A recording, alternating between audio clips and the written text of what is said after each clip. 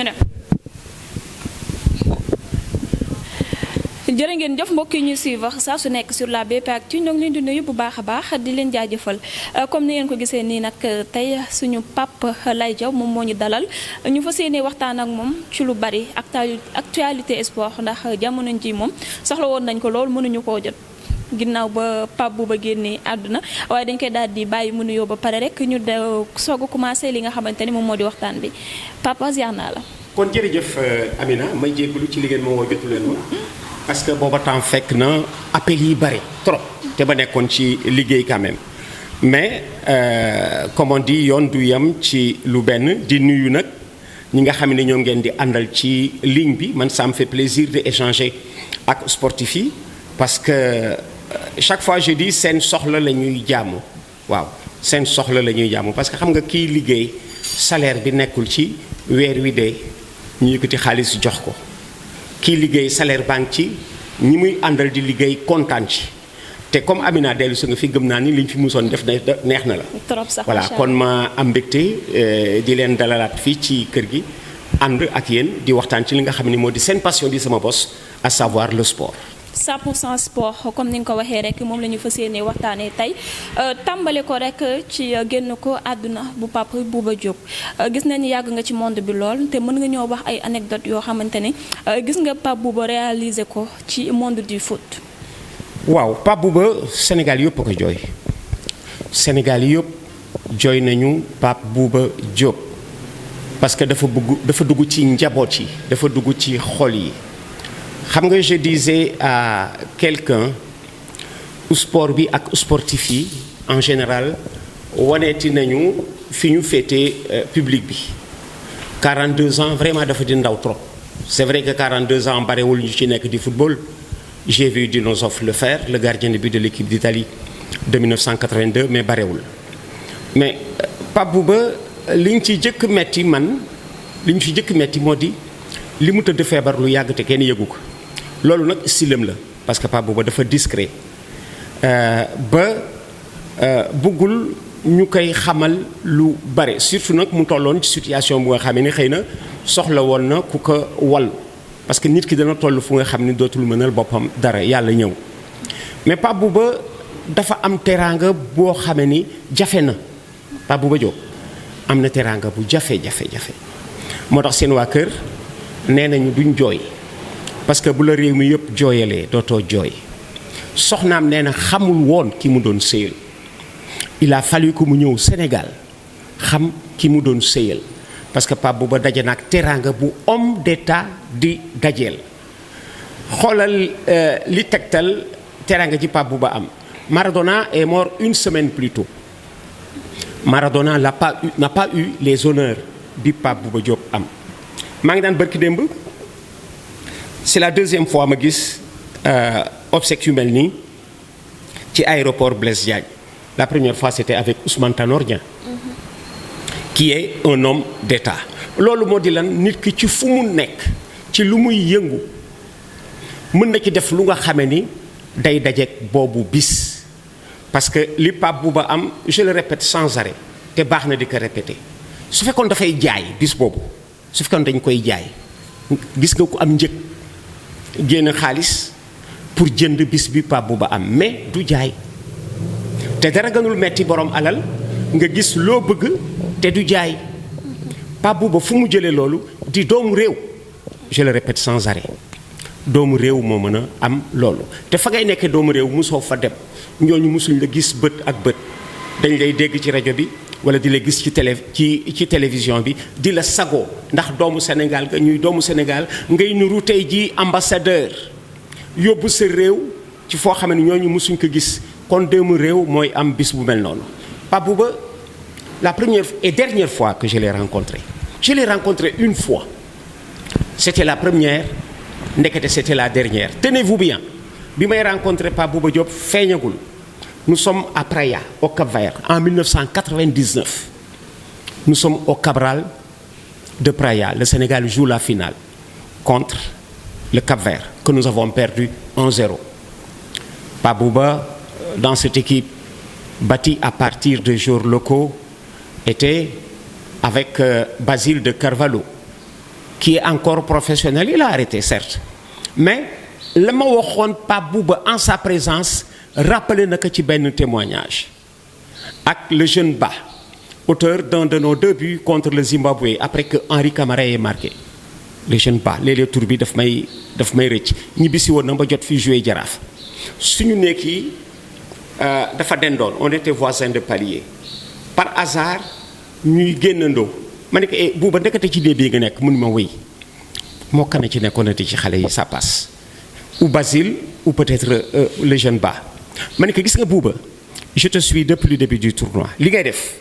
soo ci dollee tuuti di nga dem fi la neex ci football bi. Nous sommes en 1999. 3 ans après, il joue la finale de la Coupe d'Afrique. 3 ans après, il est en Coupe du monde de football. Li mu def yëpp ci témoignage ba tax tey jii mu dugg ci fu nga xamee ni day éternel mi ngi ci diggante CAN 2002 ak Coupe du monde 2002 gaa ñi daanu ca biwu Pape Bouba contre France boobu la ñu gën a way biwu Pape Bouba ba contre France parce que bii la bu important. Nous sommes en match d'ouverture de la Coupe du monde. Le monde entier a les yeux rivés sur ces images. Sénégal musu fi ñëw doomu Sénégal dugal fa bii bu tax ñuy way Sénégal dans le monde kooku dana am way moo di li nga xam ni moo dab Pape Bouba Diop. D'accord, c'est bien. Ces 2 buts contre l'Uruguay, c'est très bien. ñu def de Pape Bouba à ce jour le meilleur buteur d'un Sénégalais en phase finale de Coupe du monde. Mais man jàppuma boobu gaa ñi dañu loxo parce que dafa mondial mais man jàppuma boobu bi pour man bii boobu du bi gën important pour Pape Bouba. Pour man Pape Bouba mën na la ni Pape Bouba nee na bii bee ko marqué moom bi mu dugal contre France ma ne ko man jàppuma boobu. Xam ngeen ban but laa jàppal Pape Bouba Diop mu important c'est avant la Coupe du monde. Nous sommes à Bamako en demi-finale de Coupe d'Afrique des Nations. Après 30 minutes, Pape Sarr est expulsé. 30 minutes. Et à ce moment, on ne savait pas qu'on allait jouer 80 minutes à 10. Xam nga boo déggee 30 minutes buñ ci expulsé léegi dans le match il reste 60 minutes mais dañ dem prolongation ak Nigeria à 10 ñu mi-temps ak Nigeria 0-0. On joue à 10 depuis un quart d'heure. Ñu dugg deuxième mi-temps, Nigeria bénéficiait d'une supériorité numérique. Ñuy def ak moom jeu égal grâce à Pape Bouba Diop, qui avait d'ailleurs fini moom Pape Bouba, qui avait d'ailleurs fini à cette époque de dire à Bruno Metsu nañu changer taxawaay. Pape Bouba a changé le dispositif de l'équipe nationale de football en disant à Bruno gaañu ñooñu ëpp au milieu dañ ko renforcer pour jouer à 4 milieux. ci le Sénégal d'or de jouer 4 milieux sous l'influence de Pape Bouba Diop. Alors on joue le Nigeria. Le premier but que nous marquons, Pape Bouba dafa marqué un but d'athlète. Li tax il était précieux pour nous Sénégalais. Li tax il était important pour nous Sénégalais. Pape Bouba dafa bokk ci race bu amatul au Sénégal soo ko gisee rek xam ni athlète la dafa sa xel dafay dal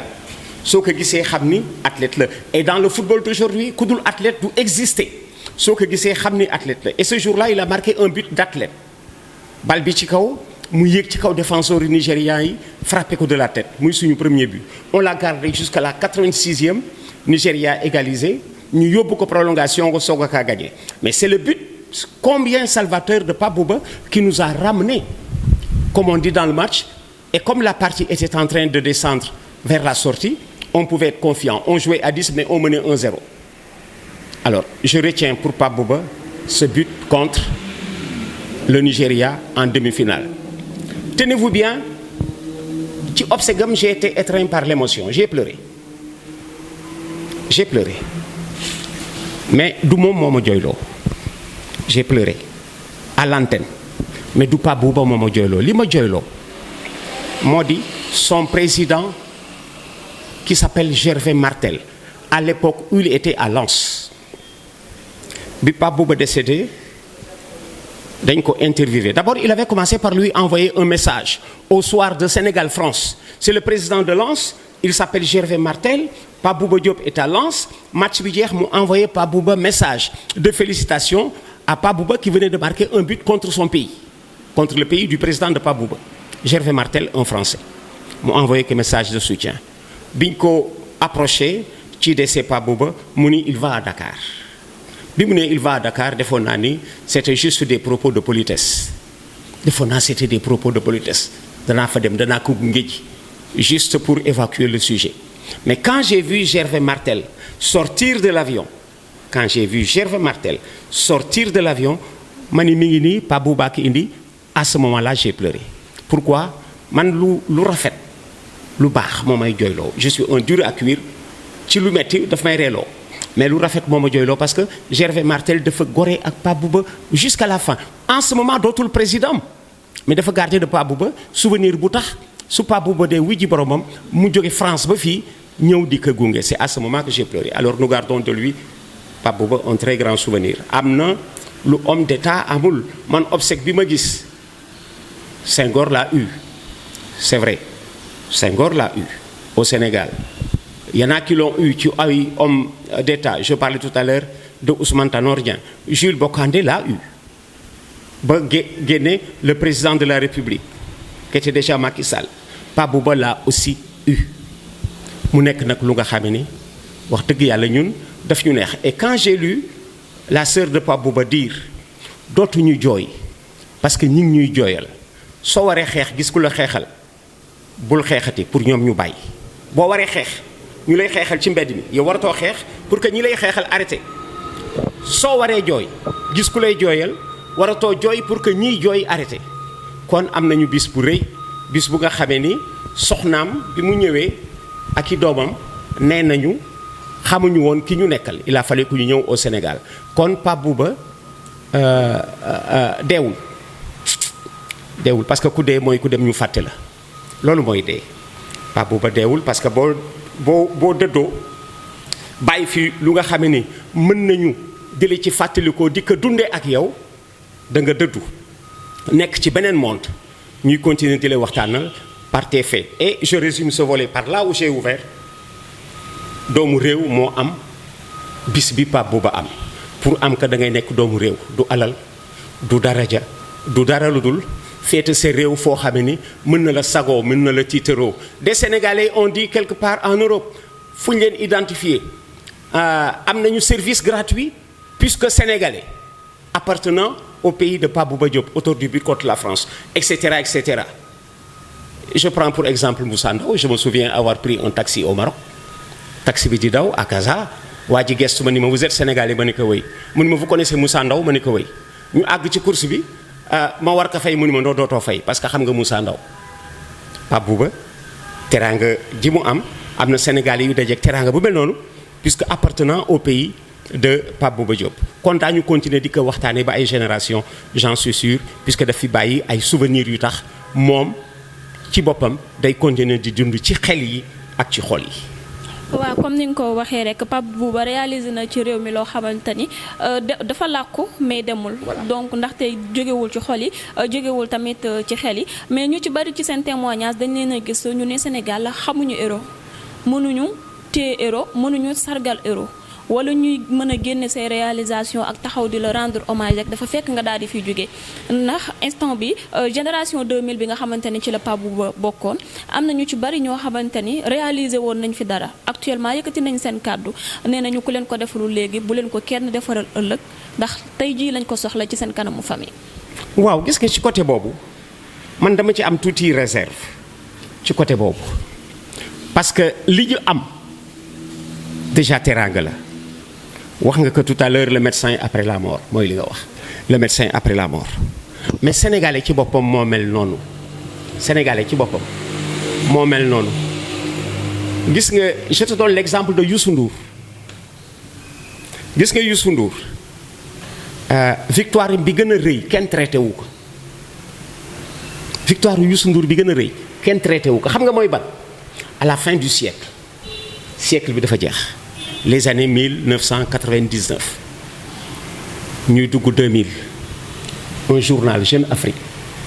daal di ni je vais consacrer un numéro au centenaire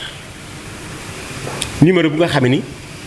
les hommes qui ont marqué le siècle les Africains qui ont marqué le siècle ñoom lañ ciy traité xoolal à l'époque nous étions 54 pays d'Afrique parce que léegi lañ nekk 56 à l'époque nous étions 54 pays chaque pays bu nekk bu amee 2 day ëpp dafay nekk 108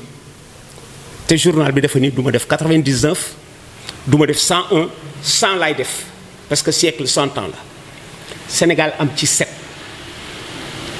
pays bu nekk bu amee 2 day ëpp Sénégal am ci 7 dont Youssou Ndour quels sont ces 7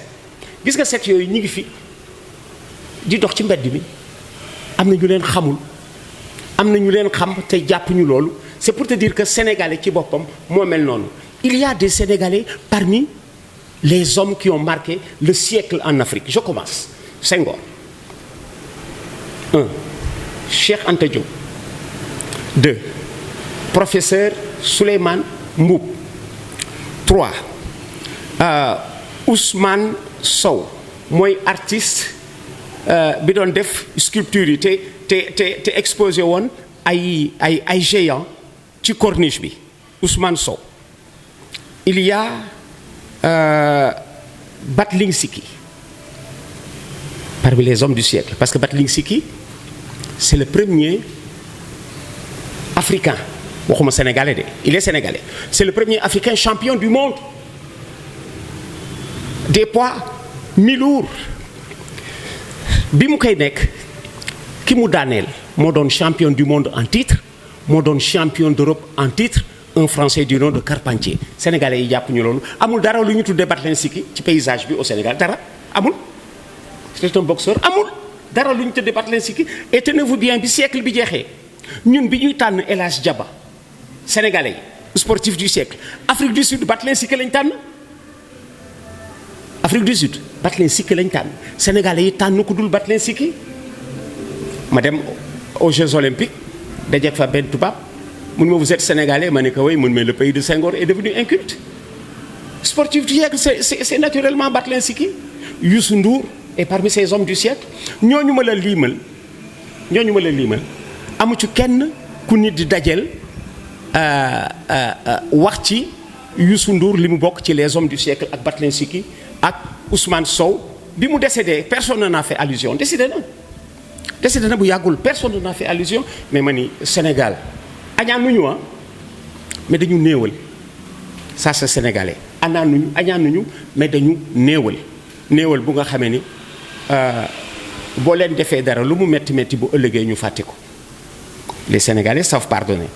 boo leen defee dara lu mu dañuy xeex teqale seen bopp ñaari nit rek ñooy xeex ba teqale seen bopp moom laa wax ni la sénégalais dañu néewal loolu accordé wuñ ko importance bi war alors léeg-léeg da ngay jékki-jékki nga ni li ñu war defal waa ji qui est devenu un exemple un modèle pour les jeunes enfants mais en vérité soo ko xoolee defal nañ ko combien sont-ils de Sénégalais et de Sénégalaises yu dem au palais de la République ñu tappal leen médaille bu nga xamee ni république bi moo la distingué république bi évidemment c'est que dafa des auprès des populations pour que loolu ñu mën ko accorder l'importance ñu ne la médaille bi boo ko amee dootoo fay ndox médaille bi boo ko amee dootoo fay courant médaille bi boo ko amee dootoo fay bus dafa des médaille bi am benn lu ko accompagner loo xamee ni daf koy valoriser mais suñ la ko tappalee ci ëllëg sa fàtte nañ ko et cetera kon ci wàllu woowu c'est vrai qu'il y a des choses à faire dans ce sens il y a des choses à faire waa ji distingue que de son vivant tout à l'heure j'ai parlé de Battling Siki qui est le plus grand champion sénégalais de tous les temps même Ndar ga mu dëkk amu fa rue c'est à faire tout ça c'est à faire amu fa rue kon c'est bien que nga attirer ci attention wu ñi nga xam ne ñoom la ñuy àndal mais loo gis rek dañ koy parfaire parce que dafa am ay événements yuy tax dans certains domaines muy am ay changements c'est bien que bisu Pape Bouba bi attirer attention ci nit ñi ñu ne mais ñii war nañu am un traitement de faveur de leur vivant et man à ce niveau j'ai condamné l'amicale des anciens internationaux notamment la génération 2002 parce que génération 2002 bu ñu nekkee bloc ñoom ñëpp ku toll ci situation bi bu ñu demee fii ñu war dem mais daañu am li ñuy sabablu ci ñoom la parce que y a les amis de Pape Bouba waa 2002 am na ñoom lu ñuy yëg mais loolu ñu yëg ñoom ñoo ko yëg mais bu ñu ko yëgee dafa am fu ñoo dem pour régler loolu foofu rek la foofu la toll. Je donne l'exemple de notre père Alassane Ndiaye Alou c'est le père Alou c'est le père du reportage sportif au Sénégal Alou avant Alou di téye micro ci stade yi au Sénégal tubaab yi ñoo ko doon def ay tubaab ñoo jàpp naa ci turu kenn ku ñuy wax Pierre Véran moo doon téye micro tubaab dans les stades boobu ñun xaleel lañu dégg nañ ko rek dégg tubaab buy wax ci stade yi dégg nañ ko mais ñooñu bañ demee Alou moo ko jël Alou gannaaw école bi mu doon jàngalee fii école de Médina am na sax booy Médine yu xamul ni école de Médina est devenue école Alassane Ndiaye Alou moom laa la wax la ñun ñoo dul valoriser xam nga nag sénégalais moo mel noonu soo ko xoolee sénégalais ci boppam mënul fal soo ko toppee Amina sénégalais mënul fal xam nga lu mën folli tey jii su bëggee folli Lay Diaw dafay woteel Amina maak yow bu ñuy xëccoo nekk maire de Dakar suñ ma bëggee folli man yow la ñoo woteel bu ëllëgee bu ñu la bëggee folli ki nga am comme adversaire moom la ñuy woteel Sénégal mënuñu fal folli la ñu mën soo ko xoolee élection yi fi jaar am na ci ñu nga xamee ni bi ñu bëggee ki fi nekk dem dañu woteel ki muy xëccool moom laa la wax ni le Sénégal mënuñu dañu anti star le Sénégalais est anti star match football bu amee spectateurs yi ñu ngi toog équipe bi gën faible la ñu bëgg mu gagné gaynde bu waree daje ganaar xeex Sénégalais yi dañuy toog di seet fu ñu mën jaar ba ganaar gi gagné gaynde gi ba ganaar gi gagné gaynde gi on est anti star bëgguñu mbër mi lee fi mën bëgguñu équipe bi lee fi mën bëgguñu fas wi moo dégg nga ba tàyyi course bi bu ñu ci yokkoon 100 mètres rek waa ji raw ko bu ñu ci yokkoon 100 mètres kii raw moom laa la wax ni la boobu taan ci seetaanam mu ngi xool ci kiy dàqe seetuwul ki jiitu ki ci gannaawam la bëgg mu dab ko et ça c'est sénégalais boo ci yàggee di nga comprendre loolu mais li nga wax c'est important gaa ñi léegi commencé di seet nit ki de son vivant naka lañ koy traité pour que xale yi mën ci roy parce que xale bu ci nekk mën na ni tey jii ah man day bisu Pape Bouba bi j'en rêve ah ça encourage ah man day bisu Pape Bouba bi j'en rêve bisu mooy wi ji sam borom yan naa am lu mel nii mais Pape Bouba génnewul xaalis jënd ko dafa nekkoon ci place su doomu réew nit ki fu mu nekk di liggéey nay nekk di fóot nay nekk di bale nay nekk di raxas nay nekk di daaj ak wekki am na liggéey bu nga xamee ni boo soo ko joxee àqam rek àq bi wuy si la mooy nga nekk doomu réew ñëpp estimer la ñëpp fonk la ñëpp naw la ci li ngay defal sa réew ba di niru tey jii ambassadeur di def plus qu'un ambassadeur dem naa ba màkk ñu may laaj ndax xam naa El Hadj Diouf màkk ma ni waaw waa ji wàññil ma njëg gi may li ma doon jënd ndax xam naa El Hadj Diouf kon mu ngi noonu defe naa ni dem naa ba Alexandrie beneen a ngoog ba Alexandrie naar bi laaj ma xam nga Alexandrie c'est la ville égyptienne la plus française dañuy wax tubaab naar bi laaj ma ndax xam naa Serigne Abdou Aziz Sy ma ni ko waaw xam naa ko bu baax sama xaritu papa la mu ni ma ndax musulman laa ma ni ko waaw je suis musulman mu ni ma naa ko tëril Fatiha ma tëril ko Fatiha bu tooy xepp neex ba bëgg dee léegi marchandise bi ma jëloon mu ni ma du ma ko fay ndax loolu léegi fi ma toll jox naa sama réew image bu positive auprès de gens yu nga xam ne xëy na xamuñu sax Sénégal ay musulmans lañu gis nañ ma may nit ku ñuul tëri Fatiha bu set wecc ñu soog a gëm ni jàng yamul ci ñoom diine ci yamul ci ñoom même bu fekkee ni ñoom ñooy directement surtout yonent bi moom laa wax ni looy def rek bu mokkee rek teraanga dana la ci dab mais li nga wax je reviens ça encourage war nañu seet nit ki de son vivant nañ ko defalee loo xam ne xale yi daañ ko gis pour essayer de lui ressembler.